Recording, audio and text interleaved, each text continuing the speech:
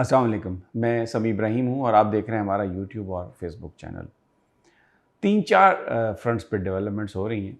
एक तरफ तो अपोज़िशन यानी जो पीडीएम की गवर्नमेंट है और तहरीक इंसाफ, इनमें मुज़ाकरात भी जारी हैं इलेक्शन करवाने के लिए बिहाइंड द सीन। ओपनली इनको नहीं मान रहे, लेकिन मैंने आपको बताया कि ये मान भी जाएंगे, अगले 2-4 दिनों में फॉर्मल मुज़ाकरात भी शुरू हो जाएंगे। लेकिन दूसरी तरफ इमरान खान को सिस्टम से निकालने की कोशिशें भी तेज़ कर दी गई हैं और इस सिलसिले में अदालतों का जो पर इन्हिसार ज़्यादा किया जा रहा है। और इसके अलावा कुछ ऐसे मुकदमात अब सरफेस कर दिए गए हैं जो जिनसे इमरान खान की करैक्टर असैसिनेशन, यानी एक तरह से मैं आपको बताऊंगा, बड़ी टेक्निकल ये बात है, दरख्वास्त है, उस पर अब अदालत ने एक फ़ैसला कर दिया है। अब अदालत उसकी समाअत करेगी, उस पर गुफ्तगू होगी, तो ये भी नहीं लगेगा कि ये कोई सियासतदान बात कर रहे हैं। लेकिन इसमें अदालत जो है ना, बज़ाहिर उसको यानी उसके अंदर जो प्रोसीडिंग है, उस प्रोसीडिंग्स की रिपोर्टिंग बुनियादी तौर पर इमरान खान की करैक्टर असैसिनेशन के लिए वो की जाएगी। मैं आपको वो पूरी तफसील बताता हूँ। इसके अलावा एक और डेवलपमेंट हुई है, उससे आप अंदाज़ा ख़ुद कर लीजिएगा कि मामलात किधर जा रहे हैं। अरशद शरीफ साहब की वालदा से आर्मी के सरबराह, जो नए सरबराह हैं हमारे, जनरल सैयद आसम मुनीर, उन्होंने ये इत्तलात हैं कि मुलाकात की है। सरकारी तौर पर कोई इसकी तस्दीक या तरदीद नहीं हुई, लेकिन कुछ फैमिली ज़राए ये बताते हैं कि मुलाकात हुई है। अरशद शरीफ की वालदा हॉस्पिटल में थी, बीमार थी। सुप्रीम कोर्ट में जब वो आई तो खांस भी रही थी, बड़ी मुश्किल से वो खड़ी हुई। ज़ाहिर है इस उम्र में जवान बच्चे की इस तरह बेदर्दी से जो शहादत की गई है, उसका इम्पैक्ट उन पर है। अरशद शरीफ की तदफीन के वक्त और तब उन्होंने ख़ानदान को पूरा सहारा दिया, बड़ी चट्टान की तरह बहादुरी से खड़ी रहीं। अब भी बहादुर हैं, लेकिन ज़ाहिर है एज है, दुख बहुत है, तो वो उनके बॉडी ने अब वो जो दुख है और जो ज़ख़म सहा है उन्होंने, उसकी दर्द और उसकी तकलीफ़ जो है वो अब ज़ाहिर होना शुरू हुई और वो हॉस्पिटल में है।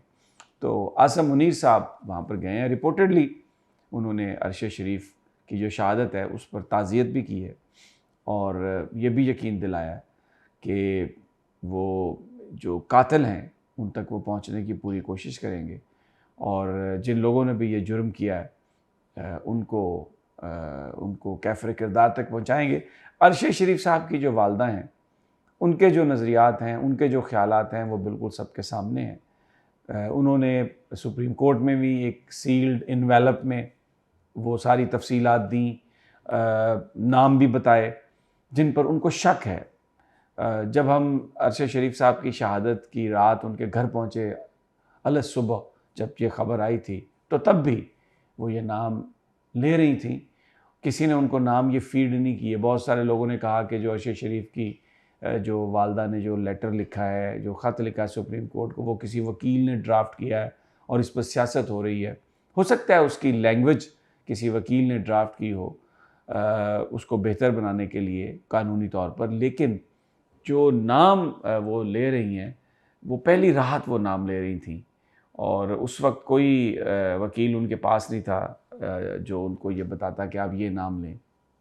बहरहाल कुछ अब जो बातचीत हुई है उससे एक चीज़ तो नज़र आ रही है कि एक तब्दीली है। डेफ़िनेटली पाक फ़ौज के एक जनरल आसम मुनीर का अरशद शरीफ की वालदा के पास जाना, उनसे ताज़ियत करना, उनसे मिलना, ये एक बहुत बड़ा कदम है और मैं इसको एक बहुत बड़ी तब्दीली समझता हूँ और सोचता हूँ। और अब जो इसको जो भी डेवलपमेंट हो रही है, अब उसको देखा जा रहा है। अब देखना ये है कि क्या जिस तरीके से कहा अरशद शरीफ की वालदा ने इल्ज़ाम लगाया या उन्होंने जो नाम दिए, तहकीकात क्या उस हवाले से की जाती है? पाकिस्तान के अंदर एविडेंस कलेक्शन के लिए किससे रब्ता किया जाता है? कौन सा एविडेंस? क्योंकि ये मैं बार बार कह चुका हूँ कि गोली कीनिया में चली, लेकिन उसकी जो प्लानिंग थी वो तो यहाँ पर हुई। और एतजाज़ अहसन साहब के हवाले से बहुत सारी बातें मंसूब की जा रही हैं, जो उन्होंने गुफ्तगू की है एक अदालत के बाहर रिपोर्टर से। बड़ी उन्होंने जो भी पॉसिबल थ्योरीज़ हो सकती हैं उनको डिस्कस किया है। अभी तक एक जो बड़ी वाज़ेह तब्दीली जो लोग तसव्वुर कर रहे थे वो उस तरह से नहीं हुई। आज़म सवाती साहब पर जो केसेस उसी तरह दर्ज हुए हैं, शहबाज गिल साहब पर भी दर्ज हो रहे हैं। पुलिस जो है वो उनको लेके हर तरफ जा रही है, सवाती साहब को। तो बहुत सारे लोगों का ये ख्याल है कि जो तब्दीली आनी चाहिए थी वो तब्दीली नहीं आई। अब दूसरी जानिब जो मुज़ाकरात हैं उनके हवाले से आज भी इमरान खान साहब ने अपनी गुफ्तगू उन्होंने जारी रखी है, कानूनी माहिरीन से भी मिल रहे हैं और मुख्तलिफ़ डिवीज़न्स के जो MPs MNAs हैं उनसे इमरान खान साहब मिल रहे हैं और उनको बता रहे हैं कि आप इलेक्शन की भी तैयारी करें। मैंने कल ये कहा था कि पार्टी को पॉलिटिकली एंगेज करने के लिए वो पार्टी इंतखाबात के हवाले से भी बात करते हैं और उनका फोकस यही है कि इलेक्शंस के लिए जो भी पॉलिटिकल प्रेशर है उसको बढ़ाया जाए, उसको वो बढ़ाते जा रहे हैं। लेकिन कोई एहतजाज या कोई इस किस्म का काम वो नहीं करना चाहते जिससे पाकिस्तान को नुकसान पहुँचे। अब आगे देखते हैं क्या होता है। लेकिन अगर आरिफ अलवी के ज़रिए एक साइड पे मुज़ाकरात हो रहे हैं तो दूसरी तरफ ये भी मैं आपको बता दूं कि इमरान खान को सिस्टम से निकालने के लिए और पॉलिटिकली उनको प्रेशर में लाने के लिए बहुत कुछ किया जा रहा है और उसमें अदालतें जो हैं वो उसमें एक बड़ा उनका एक रोल है। इमरान और ये जो अदालत में जो कार्रवाइयाँ हो रही हैं उनमें एक चीज़ पर हमें फोकस नज़र आ रहा है कि इमरान खान को झूठा साबित किया जाए। पूरी कौम जो है ना वो इस वक्त जो PDM की लीडरशिप को और इमरान खान की लीडरशिप का जब कंपैरिजन करती है तो वो कहते हैं कि इमरान की बात पर हम यकीन करेंगे और उनके पीछे खड़े हैं क्योंकि इमरान एक ऑनेस्ट आदमी है।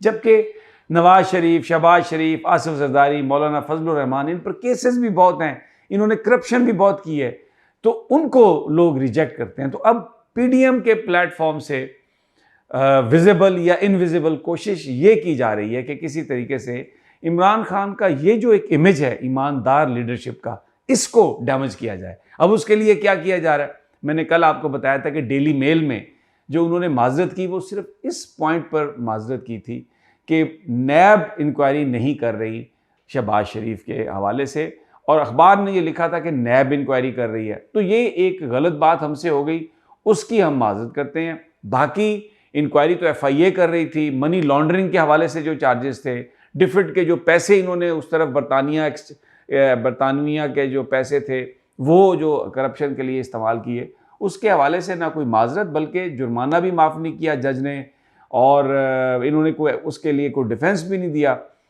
तो उसको भी इन्होंने बनाकर एक पेश किया कि ये बड़ा इंटरनेशनल अब सर्टिफिकेट आ गया है और ये कहा कि इमरान खान जो हैं वो अब माफ़ी मांगे, वो झूठे हैं। वो तो कहते थे कि मगरब के इदारे बड़े पक्के हैं, तो अब उन्होंने ये फैसला कर दिया तो आप माफ़ी मांगे, यानी कि इमरान खान झूठा था।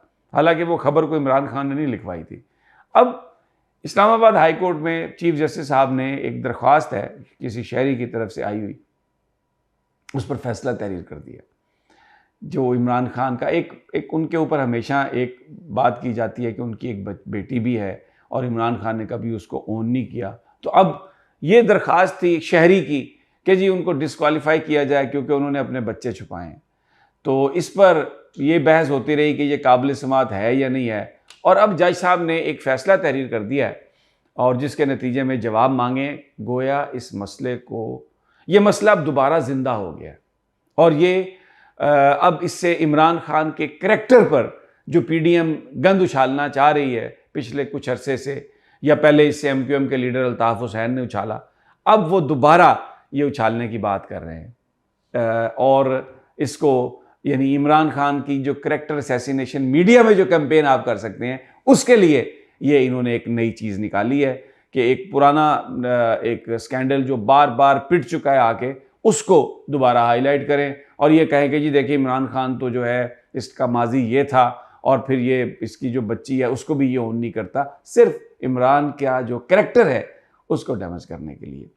एक और जो केस था वो लाहौर हाई कोर्ट ने उसका वो फैसला कर दिया कि जी इमरान खान साहब, देखें यहाँ पे नवाज शरीफ साहब तो 10 साल के बाद भी आ जाए तो वो कोई चीज़ टाइम बार नहीं है और उनको बिल्कुल पूरा रिलीफ मिल जाता है। हुदैबिया पेपर का सुप्रीम कोर्ट ने रिलीफ दे दिया काजी फायज ईसा साहब की सरबराही में जो बेंच था कि जनाब ये इसमें कुछ नहीं है, ये तो बड़ा पुराना केस हो गया और कई दफ़ा हो चुका और फैसला हो चुका है। यहाँ पर इमरान खान ने जवाब दिया क्योंकि उन्होंने ये कहा था कि मुझे पैसे ऑफ़र किए शहबाज शरीफ ने इस कैंपेन से हटने के लिए, इलेक्शन से हटने के लिए, कोई 4-5 अरब रुपए की, ये पता नहीं कितनी बात थी। तो शहबाज शरीफ साहब अदालत में आ गए। अब वो इमरान खान साहब ने वो जो जवाब जमा कराया तो अदालत कहती है कि ये ताख़ीर से आपने जमा कराया और बाकी जहाँ पर शरीफों को कोई डिले का फ़ायदा मिलना है या टाइम बार अगर कोई चीज़ है भी तो उनको कंडोन किया जा सकता है और ये बताया जा सकता है कि जी आप तो जिस वक्त चाहें आ सकते हैं, आपके लिए तो अदालतें खुली हैं, लेकिन इमरान खान के लिए नहीं। तो उसमें भी मुद्दा यही है कि इमरान खान ने ये इल्ज़ाम झूठा लगाया।